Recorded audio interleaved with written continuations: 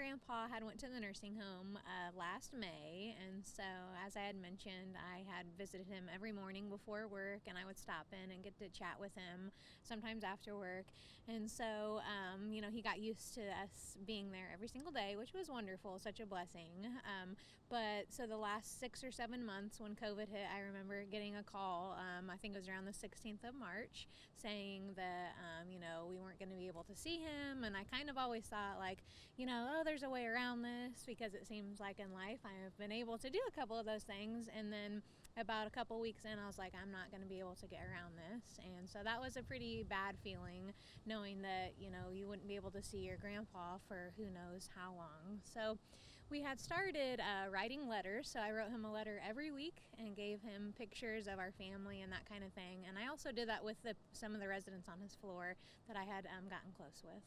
So about 6 months in or so, we were allowed to see him for patio visits, which in itself was wonderful, but you can't imagine how it feels. So you haven't seen your grandpa in 6 months and you can't even hug them or touch them or anything like that. And so it was obvious when we had met with him then that he had declined a lot, physically, mentally, that kind of thing. I had gotten calls from some of the nurses there saying, he's not eating or drinking.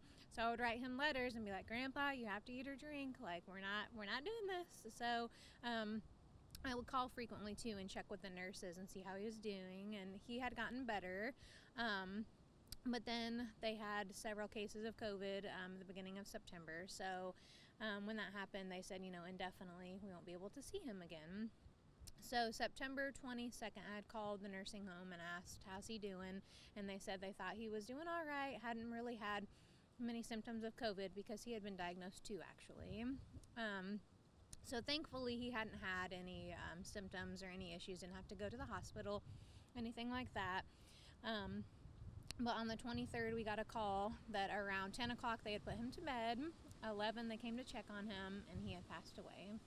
So what was so hard was with my grandma, his wife. We were able to be there. She had been on hospice a week before she had passed, and we were there from, the minute we got the call till her final breath. And that was such a blessing to be with family and friends. And my grandpa wasn't able to have that experience, and neither were we. So the closure, I think, is the biggest thing that we didn't get. And just knowing that he was alone and wasn't able to be there with us and not knowing why was so hard. And also he couldn't hear. He had a hearing aid, but it did not work, so we couldn't just call him anytime we wanted to. And if we could, I think that would have made a big difference. But I would make little signs for him too and say, we love you, Grandpa, keep your head up and that kind of thing on big poster boards, because he couldn't read that well either. So I'm thankful that nurses were able to at least pass the information on and that kind of thing, but it was very tough. So he was 85 when he first went to the nursing home, yeah.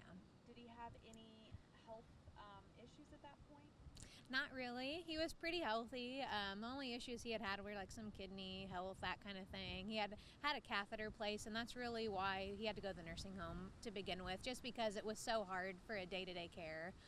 But we tried. My dad did everything in the morning. I did things in the evening a lot of times, and we, I think, kept them home as long as we possibly could.